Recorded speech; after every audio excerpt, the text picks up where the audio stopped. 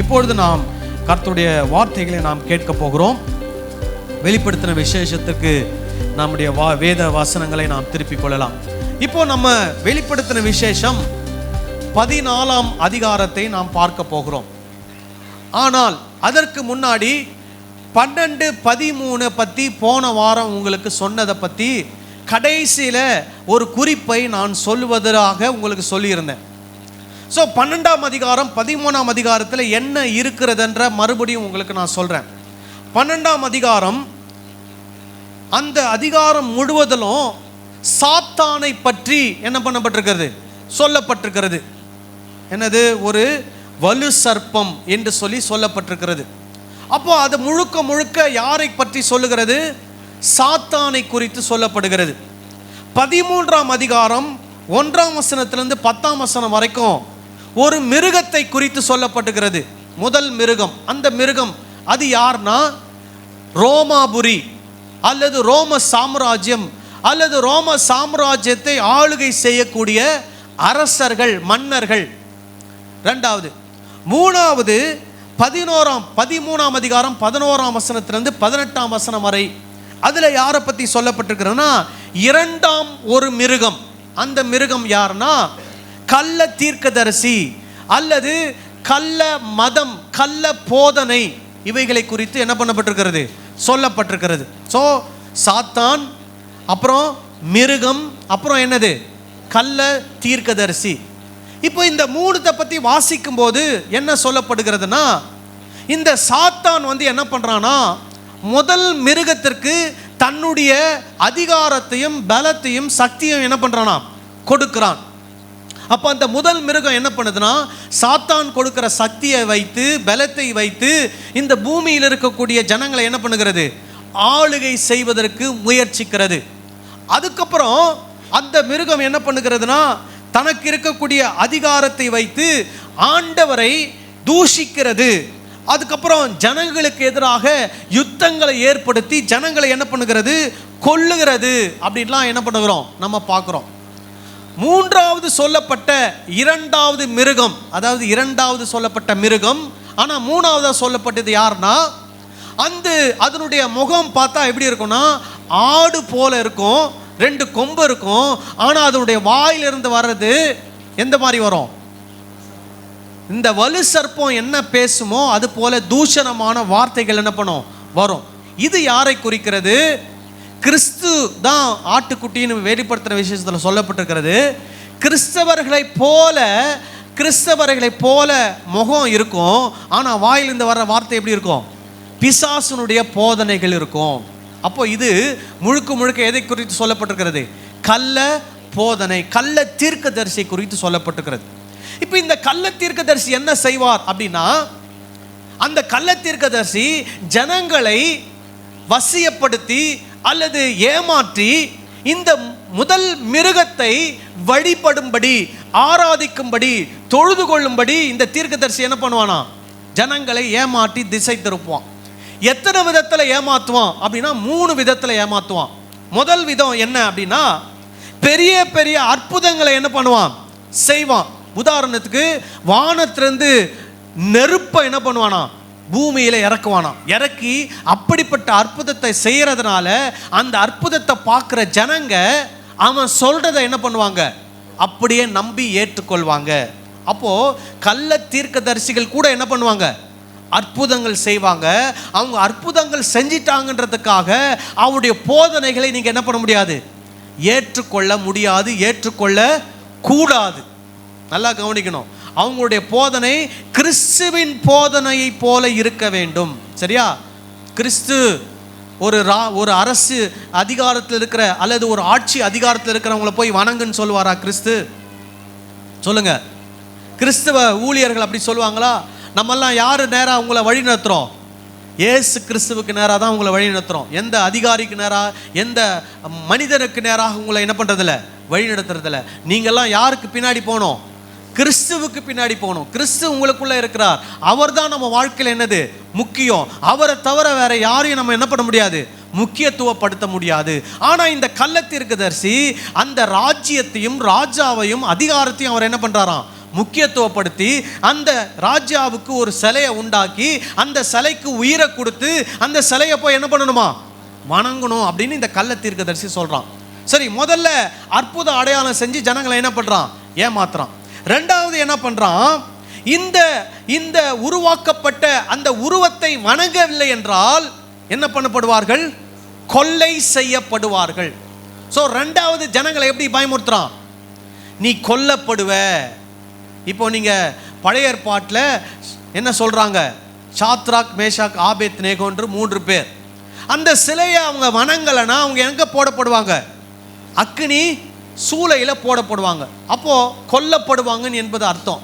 அதே மாதிரி தான் இன்னைக்கு அந்த 1ஆம் நூற்றாண்டுல யோவான் சொல்றாரு, இந்த கள்ள தீர்க்கதரிசி என்ன பண்ணுவானா, அந்த அதிகாரத்தில் இருக்கிறவங்களுக்கு ஒரு உருவத்தை உண்டாக்கி அந்த உருவத்துக்கு உயிர் கொடுத்து ஜனங்களை என்ன பண்ணுவானா, மிரட்டுவான். யாரெல்லாம் அந்த உருவத்தை நீங்க வணங்கலையோ நீங்க என்ன பண்ணப்படுவீங்க, கொல்லப்படுவீங்க. அது 13ஆம் அதிகாரம் 15வது வசனத்தில் அதை பற்றி சொல்லப்பட்டிருக்கிறது.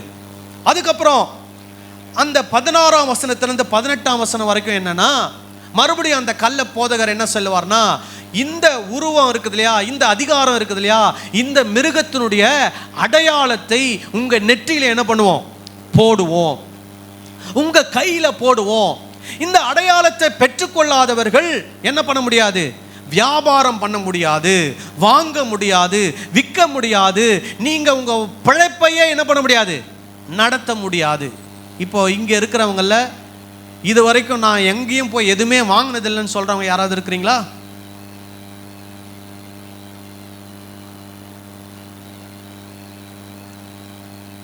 எல்லாரும் ஒரு வகையில் என்ன பண்றோம், வாங்குறோம், காசு கொடுக்குறோம், அதே மாதிரி பொருளை கொடுக்குறோம், காசை வாங்குறோம்.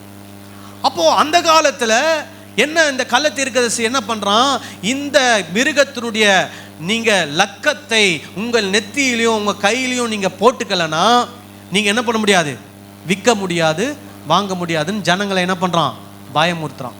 உடனே ஜனங்க என்ன நினைக்கிறாங்க, நான் வியாபாரம் செய்ய முடியாதா, நான் வாழ்க்கையே வாழ முடியாதா, அப்ப நான் இதை என்ன பண்ணிக்கிறேன், நான் போட்டுக்கிறேன் அப்படின்னு அவங்க நினைக்கிறாங்க. ஸோ இப்படி 3 விதத்திலே ஜனங்களை ஏமாற்றி அந்த 2ஆம் மிருகத்தினுடைய சொரூபத்தை வணங்கும்படி இந்த கள்ள தீர்க்கதரிசி என்ன பண்றானா, அவனுடைய போதனையினால ஜனங்களை என்ன பண்றான், ஏமாத்துறான். இப்போ அந்த போதனையை கேட்டு ஜனங்க என்ன ஆகுறாங்க, ஏமாந்து போய் அந்த முதல் மிருகத்தினுடைய சொரூபத்தை என்ன பண்றாங்க, வணங்க போறாங்க. முத்திரையை அவங்க என்ன பண்றாங்க, தரித்து கொள்றாங்க. சரி, இதை நிறைய பேர் எப்படி மக்களுக்கு சொல்றாங்க அப்படின்னா, இப்படியே நடக்கும் அப்படின்ற மாதிரி சொல்றாங்க. அதாவது 666 அப்படின்னு நம்ம நெத்தியில என்ன பண்ணுவாங்க, போடுவாங்க. 666 கையில என்ன பண்ணுவாங்க, போடுவாங்க. இல்லைன்னா இந்த பார் கோடு மாதிரி ஒன்று போட்டுருவாங்க, கையில பார் கோடு மாதிரி போட்டுருவாங்க, கிரெடிட் கார்டு மாதிரி போட்டுருவாங்க, ஆதார் கார்டு மாதிரி போட்டுருவாங்க. அப்புறம் இப்போ என்ன ஆயிடுச்சுன்னா, ஏதோ ஒரு சிப்பு ஒன்று அரிசி லெவலில் இருக்குதான், அந்த சிப்பை நம்ம கையில் போட்டுருவாங்க. இதுதான் அந்த 666 சொல்கிறாங்க. அதெல்லாம் முழுக்க முழுக்க தவறான வியாக்கியானம். இதை எப்படி நம்ம பார்க்கணும் அப்படின்னா, யோவான் இந்த வசனங்களை வெளிப்படுத்தல் விசேஷம் 13ஆம் அதிகாரத்தில் சொல்லப்பட்டது யாருக்காக சொன்னார்? 1ஆம் நூற்றாண்டில் திருச்சபையில் இருக்கக்கூடிய யூதர் அல்லாத கிறிஸ்தவர்களுக்கு என்ன பண்றாரு, சொல்றார். அப்போ அந்த சபையில இருந்தவங்க இதை எப்படி புரிந்து கொண்டார்கள், அதே விதத்தில் நம்ம என்ன பண்ணணும், புரிந்து கொள்ள வேண்டும்.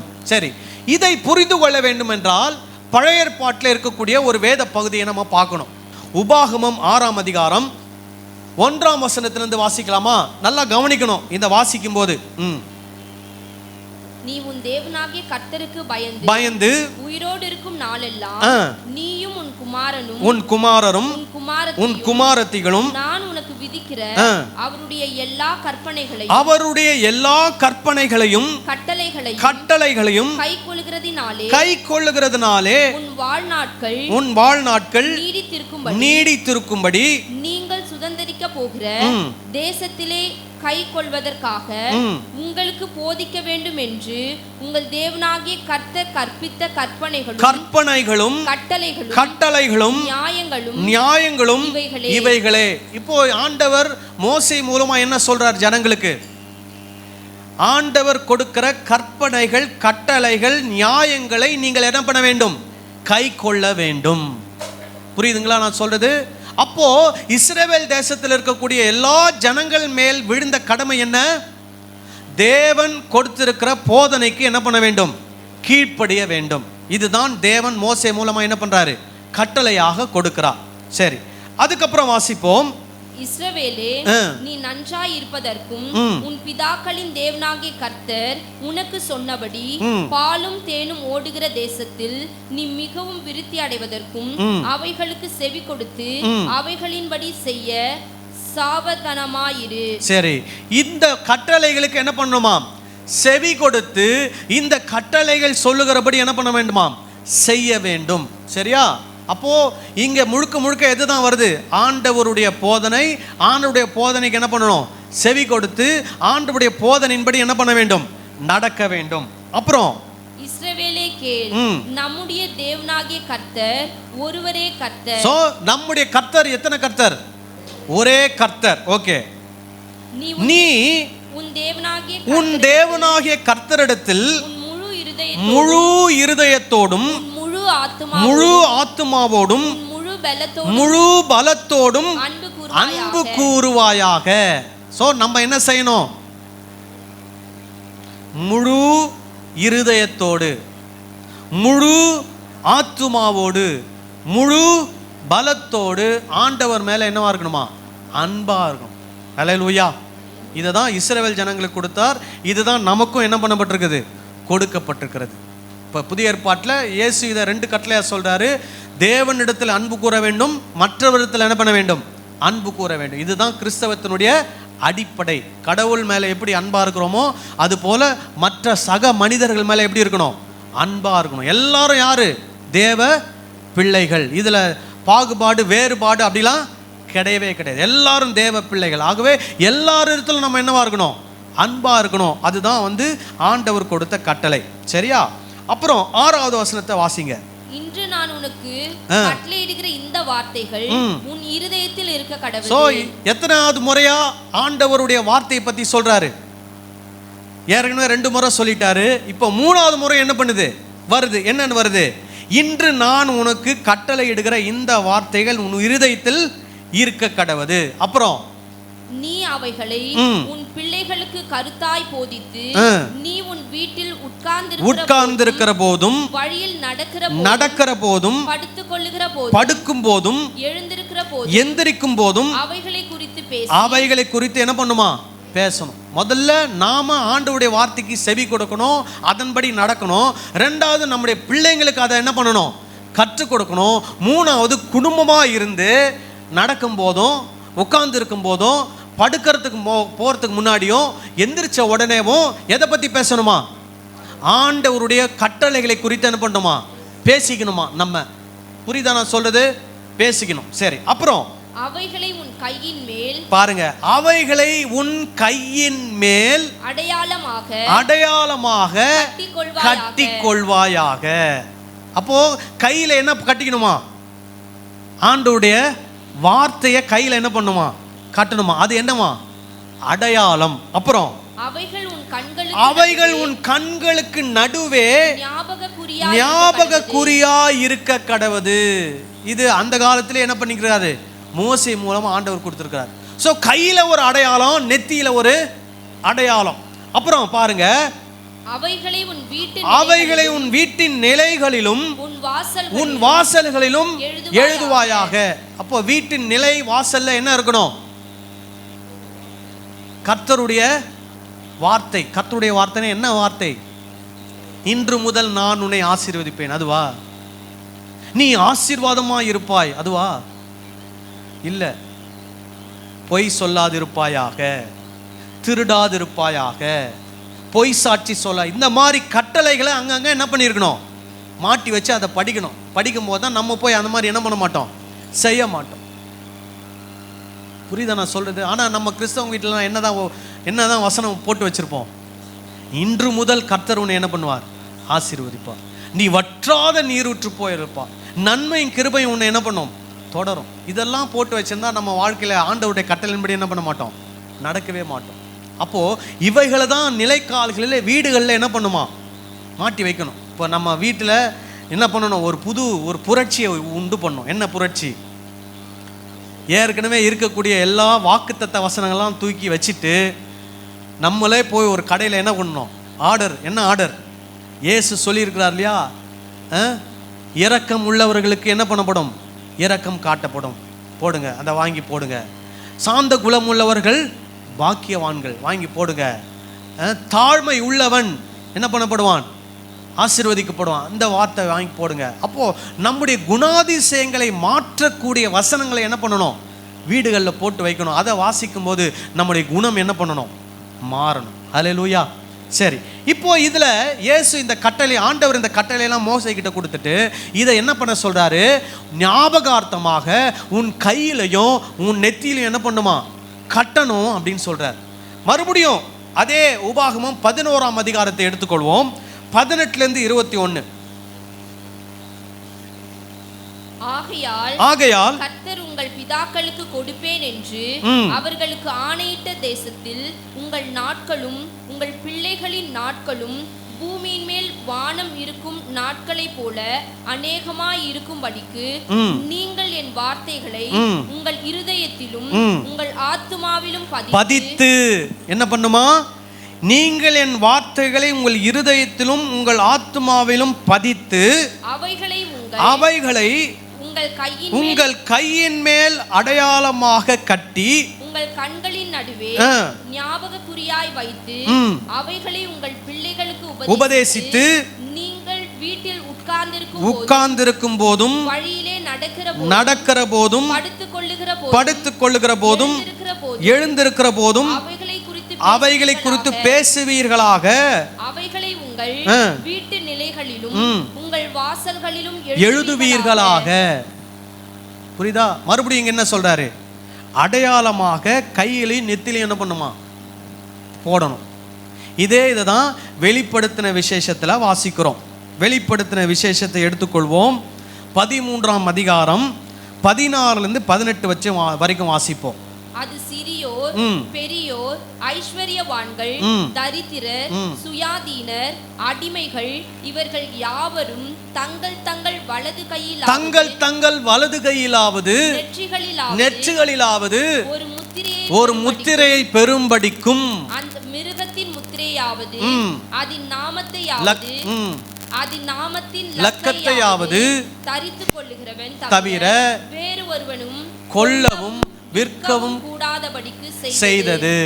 சோ இந்த வெளிப்படுத்தின விசேஷத்துல என்ன பண்ணுமா, நெத்தியிலையும் கையிலையும் என்ன வச்சுக்கணுமா, அந்த மிருகத்தினுடைய லக்கம் அல்லது அந்த மிருகத்தினுடைய முத்திரை அல்லது அதனுடைய நாமத்தின் லக்கத்தை என்ன பண்ணுமா, தரித்து கொள்ள வேண்டும். அப்புறம் அந்த அடுத்த வசனத்தில் சொல்லும், அதனுடைய லக்கம் என்னன்னா 666 அப்படின்னு சொல்லியிருக்கோம். சரியா?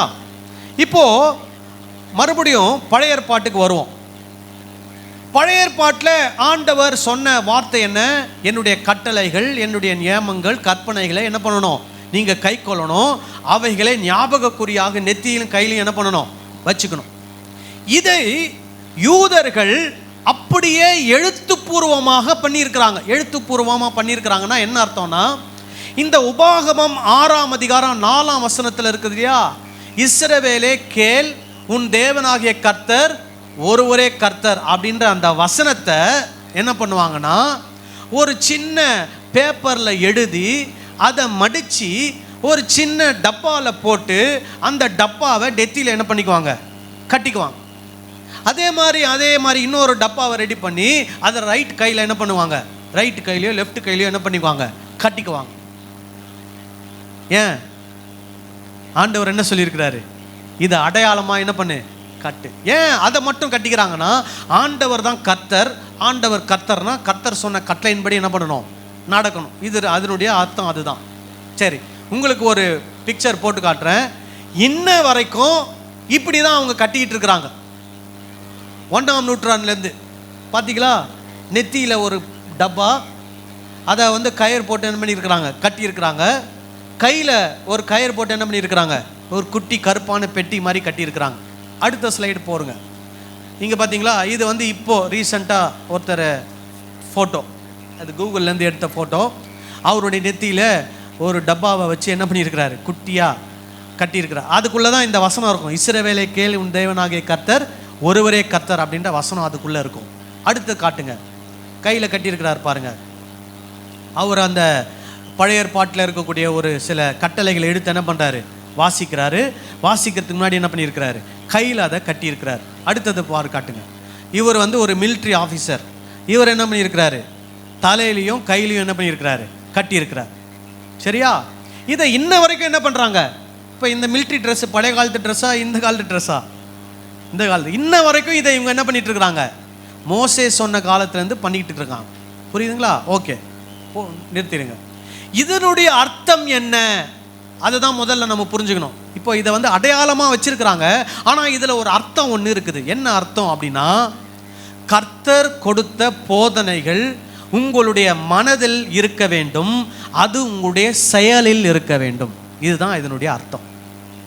நெத்தியில் கட்டுறதுனுடைய அர்த்தம் என்ன, ஆண்டவருடைய கட்டளையெல்லாம் எங்கே இருக்குது, மைண்டில் இருக்குது. கையில் கட்டுறதுனுடைய அர்த்தம் என்ன, அதை நான் என்ன பண்ண போகிறேன், என்னுடைய செயலில் நான் காட்ட போகிறேன். இதுதான் அதனுடைய அர்த்தம். ஆனால் இப்படி கட்டுறவங்க இதை செய்கிறாங்களா, யோசிச்சு பார்க்கணும். இதை மாதிரி கட்டுறவங்க ஆண்டவர் சொன்ன மாதிரி செய்கிறாங்களா, அது யோசிச்சு பார்க்கணும். சரியா? இப்போ இது கட்டுறது பெருசு இல்லை, இதன்படி செய்கிறது தான் பெருசு. ஓகே, இதை வெளிப்படுத்தின விஷயத்துக்கு கொண்டு வரணும். என்ன அப்படின்னா, இந்த பாரம்பரியத்தில் வந்த யூதர்கள் இதுவரைக்கும் ஆண்டவருக்கு உண்மையாயிருந்து ஆண்டவருடைய கட்டளைகளை மனதில் எடுத்துக்கொண்டு ஆண்டவருடைய கட்டளையை தங்களுடைய செயல்களில் என்ன பண்ணியிருக்கிறாங்க, செயல்படுத்தி வந்திருக்கிறாங்க. ஆனால் இப்போ ஒரு கள்ள தீர்க்கதரிசி என்ன சொல்கிறான் அப்படின்னா, நீங்கள் இப்போ என்ன பண்ண போறீங்கன்னா, ஆண்டவரை விட்டுட்டு இந்த மிருகத்துக்கு பின்னாடி என்ன பண்ண போறீங்க, போக போறீங்க. நான் சொன்ன முதல் மிருகம்னா என்னது, ரோம சாம்ராஜ்யம், ரோமாபுரி அல்லது ரோம மன்னர்கள். ஸோ இப்போ இந்த கள்ள தீர்க்கதரிசி என்ன பண்ணுறாரு, ஜனங்களை ஏமாற்றி நீங்கள் என்ன பண்ணுங்க, உங்கள் நெத்தியில் இந்த ரோம ராஜாவுடைய நம்பரை என்ன பண்ணிக்கோங்க, போட்டுக்கோங்க. நீங்கள் 1ஆம் நூற்றாண்டை பொறுத்த வரைக்கும் அந்த 666னா மனிதன் என்ற அர்த்தம். அப்போ 666னா மனிதன் மனிதன் மனிதன். மனித போதனையை உங்களுடைய சிந்தனைகளில் ஏற்றுக்கொண்டு மனித போதனைகளை நீங்கள் என்ன பண்ண வேண்டும், செயல்படுத்த வேண்டும். அதனால அந்த நம்பரை உங்கள் நெத்தியிலையும் உங்கள் கையிலையும் என்ன பண்ணிக்கணும், போட்டுக்கணும். இதை தான் அந்த கள்ள தீர்க்கதரிசி என்ன பண்ணுறாரு, ஜனங்களுக்கு சொல்கிறாரு, நீங்கள் இந்த ராஜாவின் போதனையை கேட்காமல் அல்லது நான் சொல்லுகிற போதனையை நீங்கள் கேட்காமல் நீங்கள் இருப்பீர்கள் என்றால் நீங்கள் வாங்கவும் முடியாது, விற்கவும் முடியாது. உடனே நிறைய ஜனங்கள் போய் என்ன பண்ணுறாங்க, ஐயா உங்கள் போதனையின்படி நாங்கள் என்ன பண்ணுறோம், நடக்கிறோம் அப்படின்னு சொல்கிறாங்க. உடனே அவங்க என்ன பண்ணுறாங்க, முத்திரையை பெற்றுக்கொள்கிறாங்க. சரி, இன்னைக்கு அதை எப்படி நம்ம சாத்தியப்படுத்துறது? இன்னைக்கு உண்மையாகவே நம்ம நெத்தியில் முத்திரை போடுவாங்களா, கையில் முத்திரை போடுவாங்களா, அல்லது அந்த சிப்பு வச்சுட்டா முத்திரையை பெற்ற மாதிரி அர்த்தமா? இல்லை. என்ன அர்த்தம் அப்படின்னா, இன்றைக்கு இருக்கிற காலகட்டங்கள்லையும் திருச்சபையில் இருக்கக்கூடிய அநேகர் வேத வசனத்தின்படி நடக்கிறார்கள். தேவனுடைய போதனையை தங்களுடைய மனதில் ஏற்றுக்கொள்கிறார்கள். தேவனுடைய போதனைக்கு கீழ்ப்படிந்து அவர்கள் தங்களுடைய செயலிலே அதை காட்டுகிறார்கள். இன்னும் சிலர் எப்படின்னா, சபைக்குள்ளே இருந்து கொண்டு தேவனுடைய போதனை என்ன பண்ணுறாங்க, ஒதுக்கி தள்ளுகிறார்கள். தேவனுடைய போதனைகளை தங்களுடைய வாழ்க்கையில் என்ன பண்ணுவதில்லை, செயல்படுத்துவதில்லை. அதற்கு மாறாக மனிதர்கள் சொல்லக்கூடிய போதனைகளை என்ன பண்ணுகிறார்கள், மனதிலே கொண்டு வருகிறார்கள். மனிதர்கள் சொல்லக்கூடிய போதனைகளை செயல்படுத்துகிறார்கள். இப்போ இவங்க என்ன பண்ணிட்டாங்கன்னா, மறைமுகமாக அந்த 666ன்றதை என்ன பண்ணிட்டாங்க, ஏற்றுக்கொண்டு விட்டார்கள். விளங்குதா, சொல்றது புரியுதா? அப்போ நாம் ஒரு போதனையை கேட்குறோன்னா அந்த போதனை வேத போதனையா மனித போதனையான்னு முதல்ல என்ன பண்ணணும், நிதானிக்கணும். அது வேத போதனையா இருந்தால் அந்த வேத போதனையின்படி நம்ம என்ன பண்ணணும், நடக்கணும், அதை ஏற்றுக்கொள்ளணும். ஆனால் அது மனித போதனையா இருக்குமானால் அதற்கு நாம் சிந்தனையில் என்ன பண்ணக்கூடாது, இடம் கொடுக்கக்கூடாது. அதை நம்முடைய வாழ்க்கையில் என்ன பண்ணக்கூடாது, செயல்படுத்தக்கூடாது. சொல்லுது புரியுதா? இதுதான் இந்த வெளிப்படுத்தின விசேஷம் 13ஆம் அதிகாரத்தில் இருக்கக்கூடிய அந்த வசனத்தினுடைய விளக்கம். ஸோ 666 அப்படின்றது எதற்கு அடையாளம்னா மனித போதனைகளுக்கு அடையாளம். அந்த மனித போதனைகளை ஏற்று நடக்கிறவர்கள் தங்கள் நெற்றிகளிலே எதை எடுத்துக்கொண்டார்கள் அர்த்தம்? 666 முத்திரை என்ன பண்ணிட்டாங்க? எடுத்துக்கொண்டுட்டாங்கன்னு அர்த்தம். தங்கள் கைகளிலே அதை செயல்படுத்துகிறவர் தங்கள் கைகளிலே அந்த 666 முத்திரை என்ன பண்ணிட்டாங்கன்னு அர்த்தம்? எடுத்துக்கொண்டாங்க. 666 என்ன? 666 மனிதன் மனிதன் மனிதன், மனித போதனை மனித போதனை மனித போதனை. அந்த இடத்துல யாருடைய போதனைக்கு இடமில்லை? தேவனுடைய போதனைக்கு இடமில்லை, தேவனுடைய கட்டளைக்கு இடமில்லை, தேவனுடைய கற்பனைக்கு அங்கே என்ன இல்லை? இடமில்லை.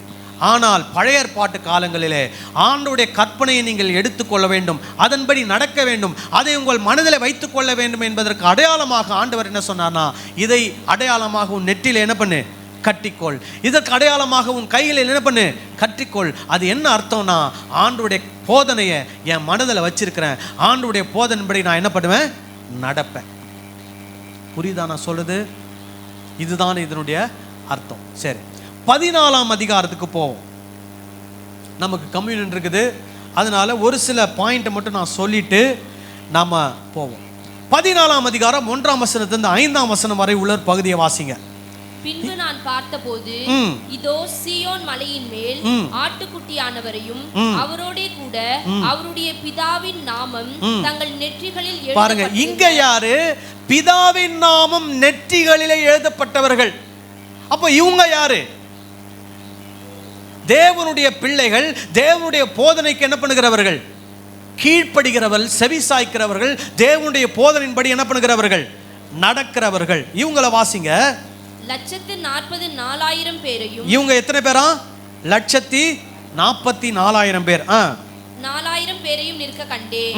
அல்லாமலும் பெருவெள்ளம் இரைச்சல் போலவும் பலத்த இடிமுழக்கம் போலவும் ஒரு சத்தம் வானத்திலிருந்து உண்டாக கேட்டேன்.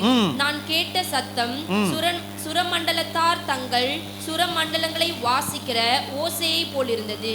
அவர்கள் சிங்காசனத்திற்கு முன்பாகவும் 4 ஜீவன்களுக்கு முன்பாகவும் மூப்பர்களுக்கு முன்பாகவும் புது பாட்டை பாடினார்கள். இந்த 144,000 பேர் என்ன பண்றாங்களாம்? புது பாட்டு பாடுறாங்களாம். அந்த பாட்டு பூமியிலிருந்து மீட்டு கொள்ளப்பட்ட 144,000 பேரை அல்லாமல் வேறு ஒருவரும் கற்றுக்கொள்ள கூடாது இருந்தது. அப்ப இவங்க என்ன பண்றாங்களாம்? பூமியிலிருந்து என்ன பண்ணப்பட்டவங்களாம்? மீட்கப்பட்ட 144,000 பேர். அப்புறம் இவர்கள் ஸ்திரீகளால் தங்களை என்ன பண்ணவர்கள்? கரைப்படுத்தாதவர்கள் இவர்களே. கற்புள்ளவர்கள் இவர்களே. ஆட்டுக்குட்டியானவர் எங்கே போனாலும் அவரை பின்பற்றுகிறவர்கள் இவர்களே. இவர்கள் மனுஷரில் இருந்து தேவனுக்கும் ஆட்டுக்குட்டியானவருக்கும் முதற் பலனாக மீட்டுக் கொள்ளப்பட்டவர்கள். இவர்களுடைய வாயிலே கபடம் காணப்படவில்லை. இவர்கள் தேவனுடைய சிங்காசனத்திற்கு முன்பாக மாசில்லாதவர்களாய் இருக்கிறார்கள். சரி, இங்கேயும் 144,000 பேரை பத்தி என்ன பண்ணப்பட்டிருக்குது? சொல்லப்பட்டிருக்குது. சரி, இந்த 144,000 அப்படின்னு சொன்னா என்ன கணக்கு அப்படின்னா, 12 × 12 எவ்வளோ? 144 இன்ட்டு ஆயிரக்கணக்கான அப்படின்னா 144,000. ஸோ இந்த 12 அப்படின்னு வரும்போது அது யாரை குறிக்கிறது? தேவ ஜனங்களை குறிக்கிறது. இப்போ நீங்கள் 144,000 உடனே அதை எப்படி எடுத்துக்கூடாதுன்னா 143,999 அப்புறம் 144,000 144,001 அப்படி எடுக்கக்கூடாது. 144,000னா அது ஒரு கணக்கு. 12 × 12 × ஆயிரக்கணக்கான அப்படின்னா பழைய ஏற்பாட்டில் இருக்கக்கூடிய தேவ ஜனங்கள், புதிய ஏற்பாட்டில் இருக்கக்கூடிய தேவ ஜனங்கள் எல்லாரையும் சேர்த்து இது என்ன பண்ணப்படுகிறது? சொல்லப்படுகிறது. இப்போ இந்த புதிய ஏற்பாட்டு காலங்களில் சொல்லும்போது அது குறிப்பாக யாரை குறித்து சொல்லப்படும்? திருச்சபை ஜனங்களை குறித்து என்ன பண்ணப்படுகிறது? சொல்லப்படுகிறது. இவங்கெல்லாம் எங்க மீட்கப்பட்டவர்களாம்? பூமியிலிருந்து மீட்கப்பட்டவர்கள். அப்படின்னா எப்படிலாம் மீட்கப்பட்டிருப்பாங்கன்னா, அவங்க இந்த உபத்திரவத்தில் என்ன பண்ணப்பட்டவங்க? கொலை செய்யப்பட்டவர்கள், கிறிஸ்துவுக்காக வாழ்ந்து மரித்தவர்கள். இவர்கள் இந்த உலகத்திலிருந்து என்ன பண்ணப்பட்டிருக்கிறார்கள்? மீட்கப்பட்டு தேவ ராஜ்யத்தில் சேர்க்கப்பட்டு தேவனுடைய சிங்காசனுக்கு முன்பாக நின்று ஒரு புது பாட்டை என்ன பண்ணி கொண்டிருக்கிறாங்களா? பாடிக்கொண்டிருக்கிறார்கள். ஹல்லேலூயா. இப்போ இதே குறித்து 7ஆம் அதிகாரத்தில் சொல்லப்பட்டிருக்கிறது. 7ஆம் அதிகாரம் நான் ஏற்கனவே சொல்லியிருக்கேன், வெளிப்படுத்தின விஷயத்தில் சொல்லப்பட்டதே என்ன பண்ணப்படும்? திரும்ப சொல்லப்படும். சொன்னதையே திரும்ப சொல்லுவாங்க. கொஞ்சம் அதிக இம்ப்ரூவ்மெண்ட் பண்ணி என்ன பண்ணுவாங்க? கூடுதல் தகவலோடு சொல்லுவாங்க. 7ஆம் அதிகாரத்தை எடுத்துக்கொள்வோம். அங்கே 3ஆம் வசனம் 4ஆம் வசனத்தை வாசிக்கலாமா? நாம் நமது தேவனுடைய ஊழியக்காரரின் நெற்றிகளில் முத்திரை போட்டு. பாருங்க, இங்க நெத்தியில முத்திரை போடுறாங்க. இது யாருடைய முத்திரை? தேவ முத்திரை. இது ஏன் போடுறாங்க? யாருக்கு போடுறாங்கன்னா, தேவனுடைய வார்த்தைக்கு கீழ்ப்படிந்து அவருடைய போதனையை தங்களுடைய வாழ்க்கையில செயல்படுத்துகிறவர்களுக்கு தேவனுடைய முத்திரை என்ன பண்ணப்படுகிறது? போடப்படுகிறது.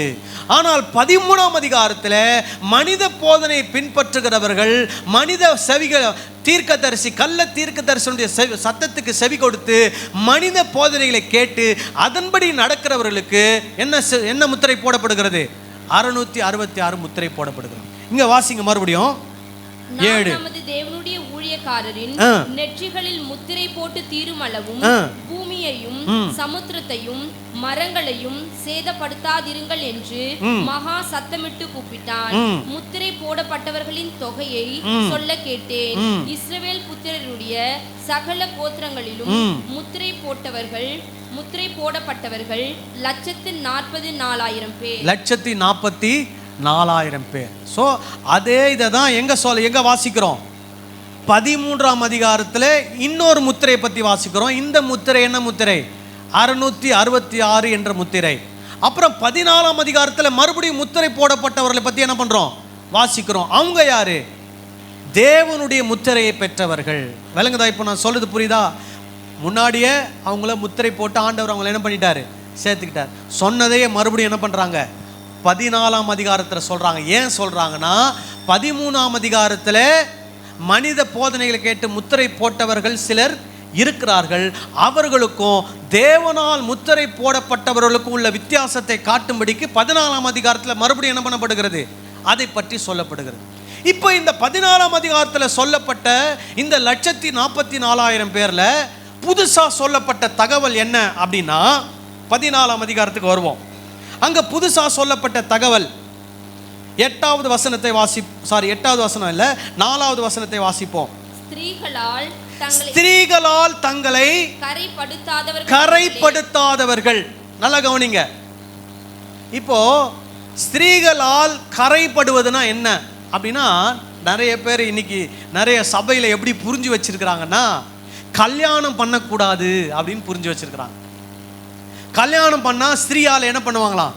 கரைப்பட்டுருவாங்களாம். அப்போ ஸ்திரீகள்னா யாரு? தீண்டத்தகாதவர்களா? பழைய காலத்துல என்ன நடக்கும்? சில கீழ் ஜாதியில இருக்கிறவங்கள மேல் ஜாதிக்காரங்க என்ன பண்ண மாட்டாங்க? வீட்டுக்குள்ள சேர்க்க மாட்டாங்க. ஏன்னா வீட்டுக்குள்ள வந்தா என்ன ஆயிடும்? தீட்டாயிடும். அவங்களுக்கு ஏதாவது ஒரு பொருளை கொடுத்தா அவங்கள தொடாம என்ன பண்ணுவாங்க? கொடுப்பாங்க. ஏன்னா அவங்க தொட்டுட்டா இவங்களுடைய ஆச்சாரம் என்ன ஆயிடுமா? தீட்டாயிடும். இப்படி ஒரு கலாச்சாரம் முந்தைய காலங்களில் இருந்தது. இன்னைக்கு அதெல்லாம் என்ன ஆயிட்டு வருது? மாறிக்கொண்டு வருகிறது. இப்போ இந்த இடத்துல இந்த வார்த்தை சொல்லப்பட்டிருக்கிறது, இவங்க ஸ்திரீகளால் என்ன பண்ணாதவர்கள்? கரைப்படாதவர்கள். இத உண்மையான அர்த்தம், இது ஒரு அடையாளம் தான். ஸ்திரீன்றது ஒரு அடையாளம், கரைன்றது ஒரு அடையாளம். இது என்னன்றதை உங்களுக்கு நான் சொல்றேன், இதனுடைய அர்த்தம். இப்போ இதுலருடைய வசனம் இதே 14ஆம் அதிகாரம் 8ஆம் வசனத்தை வாசிங்க.